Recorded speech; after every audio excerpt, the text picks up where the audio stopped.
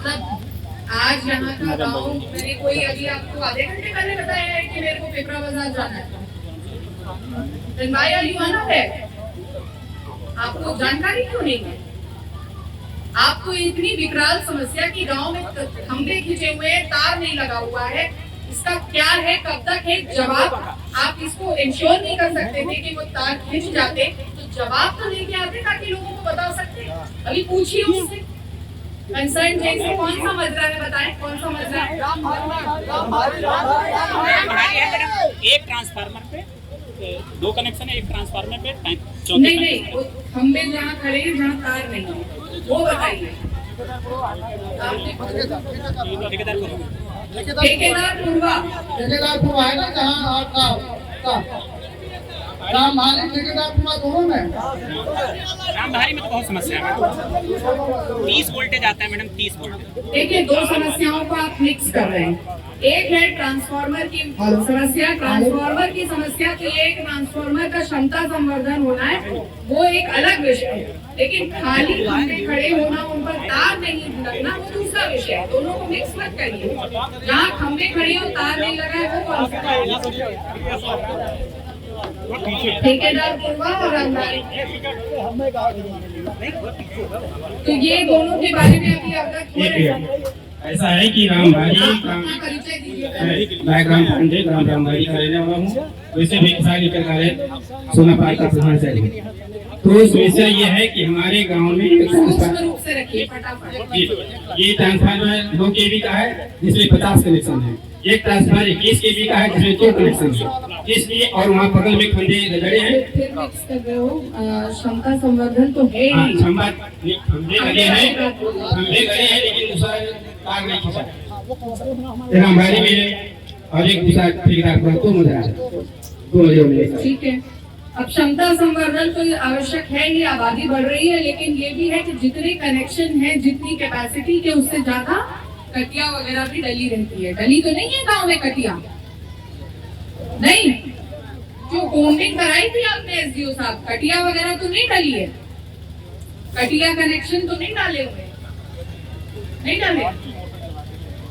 Tubewell, motor, तो ऐसे लोगों को आप चिन्हित करते हैं, चिन्हित कराते हैं। रात में आने से किसने रोका है? आप पुलिस और राजस्व के सहयोग से करिए, कोम्बिंग करिए, अपना काम करिए। और एक बात यहाँ पर सब लोग ये ध्यान दे लें कि अगर गलती इस एंड पे है तो गलती इधर भी है। कुछ लोग जो कनेक्शन है जितना क्षमता का उससे अधिक मोटर चलाते हैं, ट्यूबवेल चलाते हैं, उसका कनेक्शन नहीं लिया, ट्यूबवेल का कनेक्शन नहीं लिया, उसकी वजह से उनके इस कृत्य की वजह से ट्रांसफार्मर हो जाता है। तो ये जो अवैध कृत्य करते हैं, गांव के जिम्मेदार, गांव के जो बुजुर्ग बड़े समझदार लोग हैं, उन लोगों से भी मेरी ये अपेक्षा है कि वो इस कार्य में इंगित करें और विभाग से अपेक्षा है कि कार्रवाई शुरू करें। ठीक है, और ये पता करके अभी जरा बताइए, क्या पता कर दिया? यही आप ही का फोन नहीं उठा रहा। लाइनमैन कौन है यहाँ पे? एक वही तो व्यक्ति है जो काम करता है शायद। लाइनमैन कोई बुला लो, सीधे जिलाधिकारी लाइनमैन से बात करें। आप लोगों की व्यवस्था में कोई आवश्यकता ही नहीं है। जेई से पूछ के तुरंत बताइए मुझे इसमें। और आवास संबंधी जो मसला है उसमें आप ये अवगत कराइए लोगों को कि आपकी पात्रता सूची जो थी वो संतृप्त हो गई। अब नई सूची बनाने का कोई निर्देश है भी अथवा नहीं, बताइए, क्योंकि अनावश्यक लोगों को वो नहीं होना चाहिए। ये प्रधानमंत्री आवास योजना के अंतर्गत जो आवासीय सुविधा आप लोगों को मिलती है, माननीय प्रधानमंत्री जी के नाम से योजना चल रही है। क्योंकि मैंने जैसा आपको बताया कि 5 साल पहले एक सर्वे हुआ था भारत सरकार के निर्देश पर, तो उस सूची के अनुसार सभी गाँव में जितने भी आवासीय लोग थे वो सूची बनी थी, उस पर आवास प्लस पर वो सूची दर्ज थी। तो मैम हमारे जिले में कम से कम 43,000 से 36,000 लोग हमने आवास दिए, लेकिन इस गाँव में जो आवास प्लस में जितने लोग नाम थे 41 लोग थे, वो सारे लोग जो पात्र थे वो सबको हम लोगों ने आवासीय सुविधा दी थी। आपको निकला कानून नहीं था, रहा होगा या कटा होगा, वो हम देख, आपने एप्लीकेशन दी है ना, उसे हम लोग चेक कर लेंगे कि आपका नाम क्यों कटा, किन परिस्थितियों में। वीडियो मैम भी है, चेक करा लेंगे। जो लोग आवासहीन है, अभी भी आप कहना चाहते हैं आवास नहीं है, इस संबंध में अभी देखिए जल्दी है सरकार की तरफ से कोई न कोई निर्देश आएंगे कि आवासहीन लोगों का सर्वे कराया कर उन्हें नए सिरे से उनको भी आवास की सुविधा दी जाए। तो थोड़ा सा आप सब्र कर लें और जल्दी से ऐसे सरकार के निर्देश प्राप्त होंगे, जो आवासहीन लोग हैं उन्हें भी आवासीय सुविधा देने की कार्रवाई शुरू की जाए। अब ये एप्लीकेशंस पर हम लोग तुरंत बात करेंगे। ये देखिए सीजो मैडम ने जो कर दिया है सारा वर्गीकरण, इसमें काफी बड़ा हिस्सा मुझे राजस्व की शिकायतों का दिख रहा है। राजस्व की शिकायतें जो हैं, अवैध रूप से कब्जा हो गया, चक्रोड पे कब्जा हो गया, नालियों पे कब्जा है, कुछ के आपसी विवाद के हो गए। तो इसमें ये बताइए एसडीएम साहब, क्या इस गांव में कोई भूमाफिया वगैरह जैसी स्थिति है क्या? कोई भूमाफिया इत्यादि चिन्हित हैं? क्योंकि एंटी भूमाफिया भी एक बहुत बड़ी योजना हमारे यशस्वी मुख्यमंत्री जी के तत्वाधान में चलाई जा रही है। और गांव में किसी तरीके की अवैध रूप से प्लॉटिंग करना, गांव समाज की भूमि को हड़पना, उस पर कब्जा करना, किसी गरीब का उत्पीड़न करना भी भूमाफिया की श्रेणी में आता है। और भूमाफिया का चिन्हीकरण होना बहुत आवश्यक है। और इतनी शिकायतें अगर राजस्व विभाग की हैं, तो इसका मतलब है कि यहाँ पर कुछ स्थितियां जो हैं वो कुछ अनियंत्रित हैं। गणेश शुक्ला ने दिया है कि इनके यहाँ पे अवैध कब्जा है, पकड़ते जाइएगा। ये एक और है, नाम नहीं दिया हुआ है इसमें, हमारे गाटा संख्या 180 में अवैध रूप से कब्जा किए हुए हैं।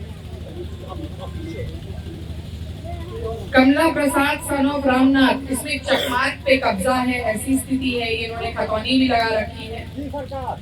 हाँ ठीक, चक्रवाट पे कब्जा है और इसको हटवाएंगे कब्जे को, बस बशर्ते कोई वाद दायर ना हो, कोई उच्च कोर्ट से स्थगन ना हो, तो इस पर त्वरित कार्रवाई के लिए निर्देशित किया जा रहा है।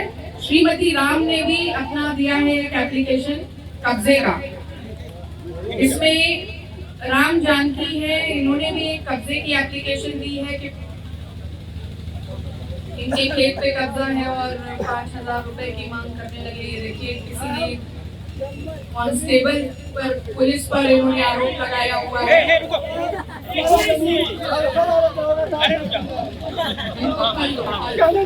आराम से परेशान अरे चलो अरे आओ। अरे ठीक, एक मिनट एप्लीकेशन, परेशान मत होना। लालू ठाकुर दास इनका भी अवैध कब्जे से शिकायत है, ये उन्होंने IGRS भी लगा रखा है। लालू एक ये न्यायालय का कोई आदेश के संदर्भ में बता रहे हैं। 12:35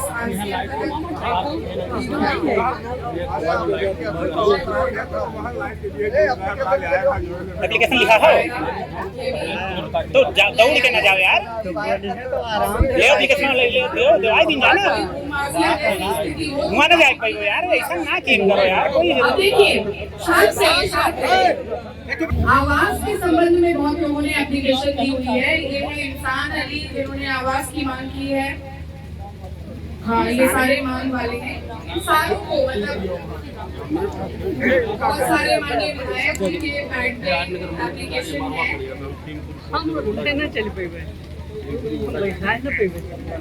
ये रामधारी का भी आवास का है, ये विधायक जी के पैड वाले हैं।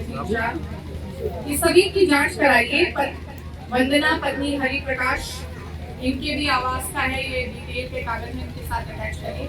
ये जितने भी प्रधानमंत्री आवास के हम लोगों को आवेदन मिले, जैसा अभी पीडी साहब ने बताया, पात्रता की पुनः जांच होगी, अग्रतर कार्यवाही तदोपरांत की जाएगी। ये नाली की मांग करते हुए कुछ लोग ग्राम सभा के लोग हैं। साथी पति पत्नी बरसाती, ये साथी पति पत्नी बरसाती कौन है? आपको ये कहाँ के गांव का, ये कौन सा गांव है? उसरेना, हरी लाल पुरवा। दूसरी ग्राम पंचायत है, लेकिन नाली की मांग है, ब्लॉक यही है। इसको दिखा दीजिए कि नाली और बरसात का पानी भर जाता है, खड़ंजा भी खराब है, इसमें कार्रवाई की। तो इसको त्वरित गति से बनवाना शुरू करो। अगर बिजली विभाग के 2 प्रकरण और सामने आए हैं। एक है गणपत के द्वारा दिया हुआ, जिसमें वे कह रहे हैं कि बिजली विभाग ने बिल जो बनाया है वो 18,000 रुपए का है, बल्कि इतना हमने उपयोग नहीं किया। ये संशोधित कराना है। और दूसरा है लक्ष्मी नारायण का, बिजली बिल वाला है ना आपका, बता दीजिएगा, बता दीजिए। एक ही पुलिस के संबंध में इशू आया है, तो गंभीर इशू लग रहा है। मारपीट का है। राधेश्याम यादव, ग्राम बरारय, क्या हो गया है इसका? राखी के लड़की की हत्या हुई है और 7/6 को हुआ है। नामजद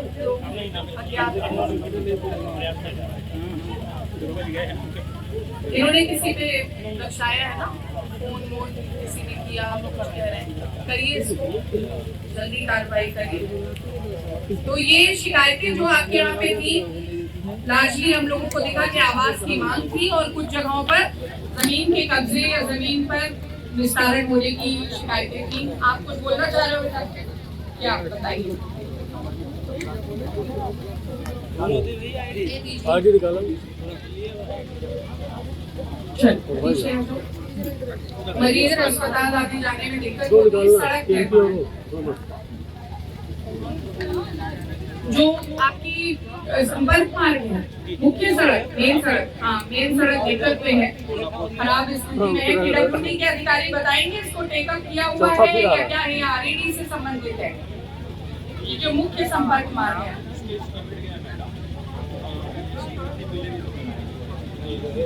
प्रयास करिए ना स्वीकृति का, शासन में भेज दिया है। कितने किलोमीटर है?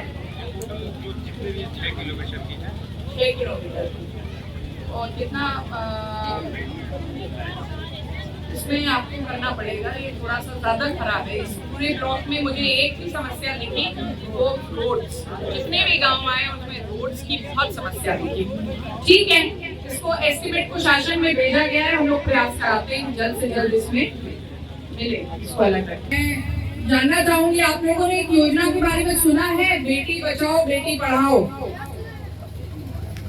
हाँ, यानी यही 4 लोगों ने सुना है। सबने सुना है या नहीं सुना है? और बेटियों के अलावा भी बड़े लोग, बुजुर्ग और पुरुष और लड़के और बच्चे, सबने सुना है या नहीं सुना? सुना है।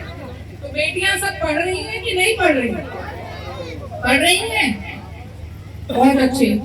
और हमारे मुख्यमंत्री जी के द्वारा एक मिशन शक्ति कार्यक्रम चलाया गया था, उसके बारे में सुना है? मिशन शक्ति नहीं सुना? अब बताएंगे आप, थोड़ा मिशन शक्ति के बारे में आपको बताना होगा। बताइए क्या है और कैसे बच्चियों के लिए स्कूल में क्या व्यवस्थाएं की गई थी कि उनको अगर कोई अनावश्यक रूप से कोई परेशान करता है, छेड़छाड़ करता है, तो ऐसे मसलों को सॉल्व करने के लिए क्या व्यवस्थाएं हैं, कौन सा नंबर है, इसके बारे में एक बार हमारे बीच में पुलिस के अधिकारी हैं, वे बताएंगे। हेलो, यहाँ पर माननीय जिलाधिकारी महोदय, जैसा मैंने बताया कि एक उत्तर प्रदेश सरकार की योजना चल रही है मिशन शक्ति। मिशन शक्ति योजना में हमारे यहाँ से टीम चलती है, हर गांव में जाती है, वहाँ पे महिलाओं, बच्चियों, सभी लोगों को जागरूक किया जाता है। जैसा कि जैसे किसी विद्यालय में बच्चियां पढ़ रही हैं, उनके साथ कोई छेड़छाड़ होती है, कोई ऐसी घटना होती है जिनको बता नहीं सकती, सार्वजनिक रूप से बता नहीं सकती, घर भी बताने में संकोच करती हैं, तो उनके लिए एक 1090 वुमेन्स पावर लाइन 1090 योजना चलाई गई है। उस पे जो भी काम आप करेंगी, जो भी आपकी समस्या है, उसको जो महिला कार्ड टेकर हैं वहाँ पे महिलाएं ही उस कार्ड को रिसीव करती हैं, आपकी समस्या सुनती हैं, और अगर आप अपना नंबर गोपनीय रखना चाहती हैं तो वो नंबर भी गोपनीय रहता है। अपनी समस्या बताइए, वो हम लोगों के मोबाइल नंबर पे वो फॉरवर्ड होता है, हम लोग उस पर कार्रवाई करते हैं। कभी कभी FIR भी पंजीकृत होती है या जो भी आवश्यक कार्रवाई होती है वो की जाती है। दूसरी एक योजना चल रहा नंबर, टोल फ्री नंबर है 112। अगर थाना क्षेत्र में, गांव में, आसपास कोई भी आपको लगता है कि कोई भी अवैध गतिविधि हो रही है, कोई परेशान कर रहा है, कोई मारपीट है, कोई अपराध से संबंधित सूचना है, तो उसको आप जो है उस 112 नंबर पे, वो भी टोल फ्री नंबर है, उसमें पैसा नहीं लगता है, आप उसमें सूचना अपनी दे सकते हैं और अपना समस्या दर्ज करा सकते हैं। और विदिन 8 मिनट, 8 से 10 मिनट के अंदर आपको जो है पुलिस सहायता पहुंच जाएगी। एक नंबर है, आजकल बहुत ज्यादा साइबर अपराध हो रहे हैं। जैसे कोई फोन करता है कि आपकी लॉटरी लग गई है या आपको लोन मिल जाएगा, आपका लोन पास हो गया है, तमाम तरीके के ऐसे ही जो अभी कि कोई गाड़ी आपको जो है वो 10 लाख की गाड़ी है, वो आपको 1 लाख में मिल जाएगी, ऐसे फ्रॉड कॉल्स आती हैं और उसपे आप जो है उसको लिंक आता है, आपने उससे बात कर लिया, फिर वो कहेगा आप अपना आधार नंबर बताइए या OTP भी पूछेगा। ऐसे तमाम फ्रॉड कॉल आती है। अगर ऐसी कोई कॉल आती है और आपको लगता है कि ये आपके साथ फ्रॉड हो गया, तो जैसे ही आपको सूचना, मतलब आपको लगे, तत्काल 1930 एक साइबर हेल्पलाइन नंबर है, वो भारत सरकार के द्वारा जारी किया गया है, उस पे आप तत्काल अपना नोट कराएंगे तो तत्काल जो है उसमें जो भी पैसे का ट्रांजेक्शन होगा वो होल्ड कर दिया जाता है। लेकिन ये है कि उसके लिए आपको समय से करना पड़ेगा। जैसे आपको लगे कि इस तरीके से कॉल आ रही है तो आप अपने आसपास जो है सभी को जागरूक करें और सबको बताएं, क्योंकि कोई भी काम, जैसे बैंक से फोन आता है, जब आप जाते हैं बैंक में तो आपका आसानी से कितना काम होता है आपको भी पता है, तो कोई भी बैंक का अधिकारी आपको कॉल करके जो है आपकी सहायता नहीं करने के लिए उपलब्ध बैठा है। तो जो भी इस तरीके के सभी फ्रॉड कॉल आते हैं, ये जान लीजिए कि जो भी इस टाइप से कॉल आती है सभी को जागरूक। समय बदल रहा है, वैसे कई बार लोग कॉल भी करते हैं, लेकिन हाँ सचेत रहने की आवश्यकता है। बिल्कुल ठीक है, अच्छी, बहुत अच्छी जानकारी दी, जोरदार तालियां बजाइए। विभाग की बढ़िया जानकारियां प्राप्त हुई हैं और इन जानकारियों का जागरूकता रखिए, इनसे संबंधित इसमें 2 तरह के संदेश छिपे हैं। एक संदेश तो है सब बच्चियों के लिए, माताओं बहनों के लिए कि वो अपने कार्य के लिए अगर उनको बात करने में, अपनी बात रखने में किसी तरह का संकोच हो रहा है तो किस तरह की एक व्यवस्था बनी हुई है। और दूसरा संदेश है उन मनचले युवकों के लिए जो ये समझ ले, जान ले कि उनके एक गलत कृत्य से उनका भविष्य बिगड़ सकता है। तो बच्चियां अगर यहाँ पे चुपचाप गोपनीय तरीके से 1090 पे कॉल करके अगर बता देंगी तो उनके विरुद्ध कार्रवाई जो है वो बहुत कसके हो जाएगी। वो गांव में अपने आप मौजूद हो, खुद आए और जमीनी हकीकत परखने के लिए आपसे वार्ता करें, आपसे संवाद करें। हर गांव की अपनी अपनी कुछ समस्या होती है। इस ब्लॉक में अभी आपके गांव आने से पहले हम लोग पीछे 5 गांव का भ्रमण करके आ चुके हैं। ज्यादातर समस्याएं जो हैं निश्चित तौर पे मांग संबंधी है। कई जगहों पर, जैसे अभी भी यहाँ बहनें कुछ बैठी हैं जिनका हम लोगों ने एप्लीकेशन देखा, तो प्रधानमंत्री आवास में योजना में उनको मकान चाहिए। मकान में पात्रता सूची में जो पहले सूचना बनी है वो तो संतृप्त हो गई है, लेकिन उसके अतिरिक्त कुछ और मांगे भी आ रही है। उनकी पात्रता की जांच करा के उसमें अग्रतर कार्रवाई की जाए। इस तरह की और भी जगहों पर शौचालय निर्माण को लेकर के, आवास के लिए, कुछ पेंशन संबंधी जो बेनिफिट मिलने चाहिए उसके लिए हम लोगों को आवेदन प्राप्त हुए। साथ ही साथ में राजस्व के बहुत सारे मसले और मुद्दे, खासतौर पे चक्रोड जो है, जहाँ पर जोत बोली है किसी ने, विपक्षी ने, कहीं पर कोई अवैध रूप से कब्जा किया हुआ है ग्राम समाज की भूमि पर, तो इस तरीके की भी बहुत सारी समस्याएं इंगित हो रही हैं। और साथ साथ में बिजली की व्यवस्था को लेकर के अभी जैसा इंगित हुआ कि किसी जगह, किसी गांव के किसी मजरे में तार खींचने की व्यवस्था नहीं है। पोल खड़े लेकिन तार नहीं खींचे हैं। जहाँ तार खींचे हैं वहाँ पर जर्जर है। तो इन व्यवस्थाओं की जमीनी हकीकत और उसका जवाब विभाग जो है उसकी जवाबदेही, आपके प्रति जवाबदेह प्रशासन बनाने की जो उम्मीद के साथ आज हम लोग यहाँ पर आए हैं, तो मैं चाहूंगी कि इस तरीके के संवाद का आप सब स्वागत करें। एक अनुशासन की उम्मीद आप सबसे की जाती है, एक अनुशासन जिस तरह से एक बड़ा अच्छा परिसर है, ये बहुत अच्छा। आज तो अब पिपरा बाजार में मुझे लगता है कितने सरोकार और धार्मिक भाव के साथ में हम लोग सब इस पूरी जन चौपाल की शुरुआत हुई है और आज के दिन की अंतिम चौपाल का जो हम लोग आयोजन कर रहे हैं, तो निश्चित तौर पे यहाँ पे जितने समाधान हम लोग प्राप्त करके जाएंगे वो एक अच्छा परिणाम यहाँ का सब लोग का विजिट का होगा।